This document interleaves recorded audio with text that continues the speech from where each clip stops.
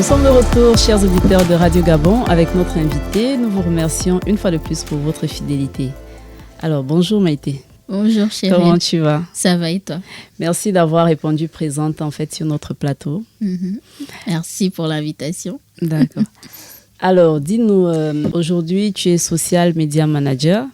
Est-ce que tu peux te présenter et parler également de ton parcours à nos auditeurs? D'accord. Alors, je m'appelle Meït Mezen Eban. Je suis social media manager, entre autres, parce que j'ai plusieurs casquettes. Je travaille actuellement dans une agence de communication. Donc, j'évolue dans le domaine de la communication depuis environ 8 à 9 ans. Donc, j'ai commencé dans le milieu à travers mes études parce que j'ai fait 3 années d'études en ingénierie informatique et télécom dans un établissement de la place. Et ensuite, dans les différents stages dans lesquels j'ai eu à évoluer, j'ai eu à être community manager, de prime abord, développeur, et c'est par la suite que j'ai évolué dans le domaine du social media manager. Et j'ai fait mes classes dans les agences de communication et je suis actuellement dans une agence de communication en tant que chef de projet 360. Alors, qu'est-ce qu'on entend exactement par social media manager? Alors, le social media management, c'est la gestion des réseaux sociaux, tout simplement.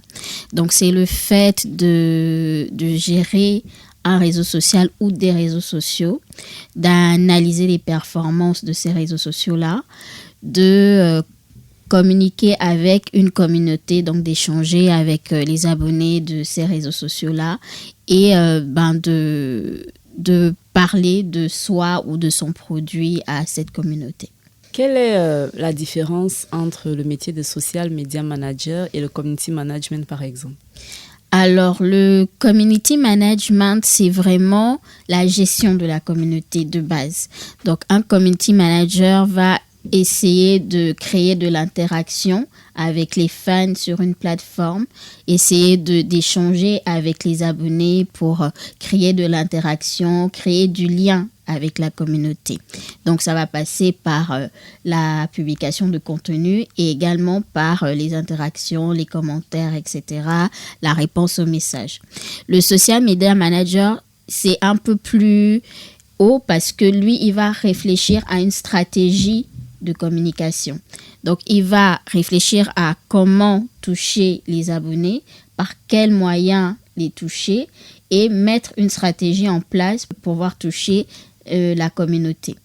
Et donc, c'est généralement dans la hiérarchie, le social media manager réfléchit à cette stratégie et passe le flambeau au community manager qui applique ces stratégies pour développer la communauté.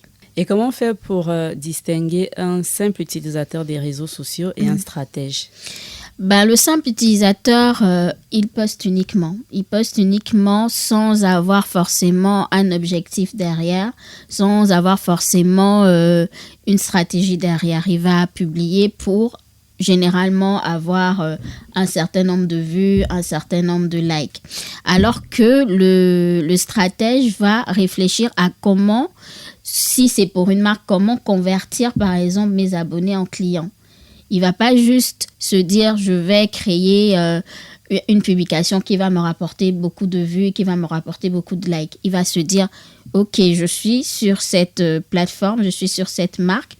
Qu'est-ce que je fais pour pouvoir convertir les personnes qui viennent s'abonner à ma page en clients potentiels par la suite? Très bien. Chers auditeurs, nous espérons que vous prenez note de toutes ces informations qui vous sont données. Alors, nous revenons avec Maït, notre invitée.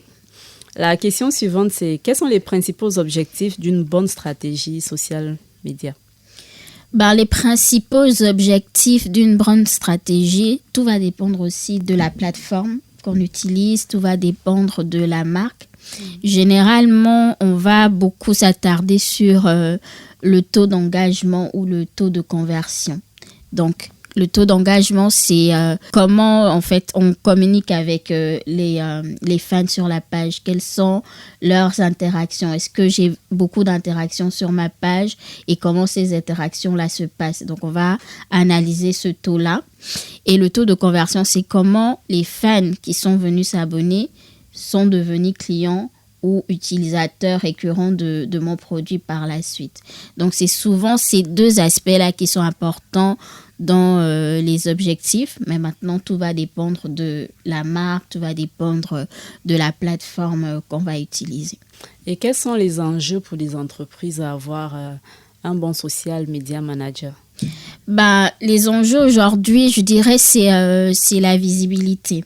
C'est un enjeu primordial parce que tout se fait pratiquement sur Internet aujourd'hui. Quand on recherche une entreprise en particulier, on va aller taper sur Google, on va aller taper sur les réseaux sociaux, on va aller taper un peu partout pour avoir des informations sur cette entreprise, savoir ce qu'elle fait. Donc, l'enjeu déjà, c'est un enjeu de visibilité. Il faut que l'entreprise soit visible. Il y a beaucoup d'entreprises qui existent aujourd'hui, mais on ne sait pas qu'elles existent parce qu'elles n'ont pas cette présence-là sur les réseaux sociaux. Aujourd'hui, on a un taux d'utilisation des réseaux sociaux au Gabon assez élevé. Je pense que pour Facebook, on est dans les 750 000 utilisateurs au Gabon. Connaissant la population gabonaise, c'est quand même énorme. Et du coup, si ce nombre-là d'utilisateurs est sur Facebook, il faut aussi que les entreprises y soient pour avoir une visibilité et être présentes. Justement, quels sont aujourd'hui les indicateurs de performance les plus marquants? Les indicateurs de performance, comme je le disais au départ, c'est vraiment le taux d'engagement et le taux de conversion. C'est vrai qu'on va beaucoup regarder le nombre de likes. Souvent, on va regarder le nombre de vues sur les publications, mais ce n'est pas forcément ce qui va impacter à la fin d'une communication sur les réseaux sociaux. C'est vraiment le taux d'engagement. Est-ce que j'ai réussi à travers la publication à amener les gens à adhérer à mon idée, à adhérer à mon produit? Est-ce que à travers ma publication, j'ai amené les gens à venir en magasin, par exemple? C'est vraiment ces aspects-là qu'on va regarder pour se dire que oui, là, ça a eu un impact sur ma communication sur les réseaux sociaux. D'accord. Et si on parle de stratégie aujourd'hui, comment le community manager il arrive à allier créativité, objectif et productivité? Pour allier ces trois éléments, je pense que c'est beaucoup de curiosité. Il faut être curieux, il faut chercher parce que aujourd'hui, sans curiosité, sans recherche, on n'avance pas à grand-chose. Internet est rempli d'informations. On a aujourd'hui l'intelligence artificielle qui est totalement présente sur l'écosystème du numérique. Donc, un community manager aujourd'hui doit être curieux, doit chercher, s'informer, benchmarker comme on dit. Donc, aller sur les plateformes, regarder ce que X marque fait et s'en inspirer, regarder ce que Y marque fait et s'en inspirer pour avoir vraiment une créativité débordante. La créativité, ça se nourrit. Ça se nourrit avec les différents réseaux sociaux qu'on a, avec les différentes marques qui font pas mal de choses belles. Donc, du coup, on va regarder ces marques-là qui peuvent nous inspirer pour proposer quelque chose de créatif aux marques pour lesquelles on travaille. Et aujourd'hui, quelles sont les erreurs communes que font les entreprises sur les réseaux sociaux? Les erreurs communes, je dirais, c'est de s'attarder sur la viralité, être forcément viraux, de vouloir avoir le post qui buzz, le post qui fait parler. Moi, je trouve que c'est une grosse erreur parce que quand on devient viral, la viralité, c'est quelque chose de ponctuel. C'est pas sur la durée. Quand on devient viral aujourd'hui, je vais prendre l'exemple de créateurs de contenu, par exemple le petit Mayombo. Il a été viral il y a quelques années, mais aujourd'hui, où il est, il n'est plus là. Donc, il ne faut pas forcément vouloir avoir de la viralité sur le moment présent. Il faut essayer de construire quelque chose de périn sur la durée, de s'assurer que la stratégie que je mets en place, ce ne sera pas pour le moment T, que c'est une stratégie qui va me permettre d'avoir une constance pendant X temps et d'être là, périn, fixe, ne pas être tombé dans les oubliettes, etc. Et maintenant, on revient au métier de social media manager. Pour les personnes qui souhaitent se lancer, qu'est-ce que vous pourrez leur dire? Pour les personnes qui souhaitent se lancer, je dirais de se former, de s'intéresser au métier parce que il y a beaucoup justement qui rentrent dans le métier sans formation juste parce que ils savent un minimum utiliser un réseau social. Ils se disent que oui, je peux gérer, alors qu'il y a quand même beaucoup de formations. Chaque réseau social a ses spécificités, a ses particularités. Donc, du coup, il faut se former. Si on est sur Facebook, il faut apprendre la plateforme. Il y a beaucoup de changements. Facebook d'il y a 5 ans, c'est pas Facebook d'il y a maintenant. Il y a beaucoup de changements, il y a beaucoup de choses qui bougent. Donc, il faut constamment faire des recherches, se former. Il y a les plateformes aujourd'hui qui font des formations au sein de leur plateforme pour comprendre justement comment ça fonctionne. Donc, regardez ces formations-là. Et puis voilà, donc vraiment se former sur l'utilisation des différentes plateformes. D'accord. Et pour les entreprises, comment est-ce qu'elles peuvent faire pour choisir le bon réseau social sur lequel elles peuvent communiquer? Le choix, c'est en fonction des objectifs que l'on veut atteindre. Si on veut parler à la communauté, parler à la masse, parce que par exemple, on est un magasin, on va généralement se tourner vers des réseaux sociaux comme Facebook et TikTok parce qu'on sait que là, il y a énormément de communautés, il y a énormément de monde.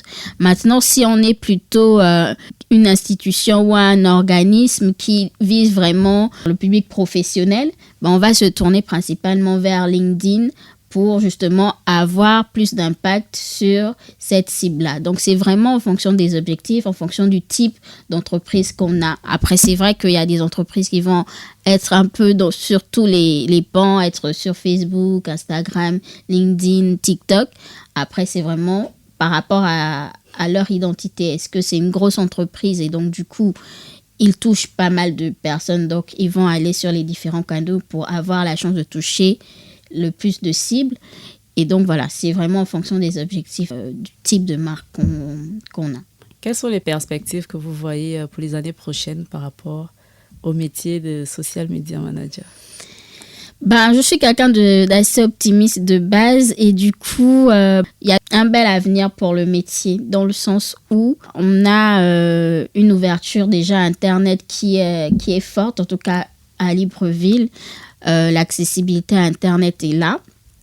Et les canaux d'information aussi sont nombreux. On a l'IA qui est là pour nous aider. On a les différents réseaux sociaux qui mettent en place justement des formations pour améliorer la qualité. Donc, je pense que si les personnes qui sont intéressées par ce métier décident de se former, ça peut être beau pour les prochaines années à venir. D'accord. Et quels sont les challenges? Les challenges, justement, c'est, comme je disais au départ, il y a des métiers qui se complètent, mais qui ne sont pas forcément les mêmes. Donc, par exemple, le métier community manager et social media manager, c'est pas la même chose. Et du coup, généralement, on fait face à des entreprises qui vont rechercher un community manager, mais vont vouloir que ce community manager-là porte la casquette de social media manager. Donc, du coup, au lieu d'être community manager, il va se retrouver à faire plus que ce qu'il ne devrait, alors que peut-être il n'a pas été formé pour, il n'a pas forcément les connaissances pour. Donc, généralement, ce sont les challenges qu'on rencontre, c'est que comme l'écosystème est encore assez restreint, on se retrouve à porter plusieurs casquettes. On va demander aujourd'hui à un social manager de faire de la créa, de faire des visuels, de faire des vidéos, de faire pas mal de choses, alors que lui, son travail, c'est de faire de la stratégie et d'appliquer sa stratégie-là sur ses marques. Donc, c'est le gros challenge qu'on a, c'est vraiment le fait qu'on nous demande de porter plusieurs casquettes, alors que normalement, on est censé être sur un seul pan. On va terminer par là avec le mot de fin. Oui. Quel est le mot de fin? Merci déjà, Cheryl, pour l'invitation. Merci également. Le métier de social media manager est un beau métier. C'est un métier passionnant parce que, à travers ce métier, on découvre différentes marques, différents univers. On apprend énormément. J'aime à dire que tu as plusieurs possibilités. Tu vas découvrir l'univers de la banque, tu vas découvrir l'univers du pétrole, tu vas découvrir l'univers de l'éducation.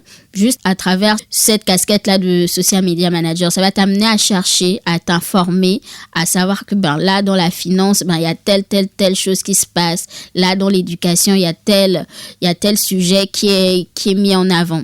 Donc, moi, je pense que c'est passionnant, c'est intéressant. Il faut avoir beaucoup d'ouverture d'esprit pour pouvoir emmagasiner énormément d'informations. Donc, voilà. Merci, Mate. Merci à vous, chers auditeurs, d'avoir été à l'écoute.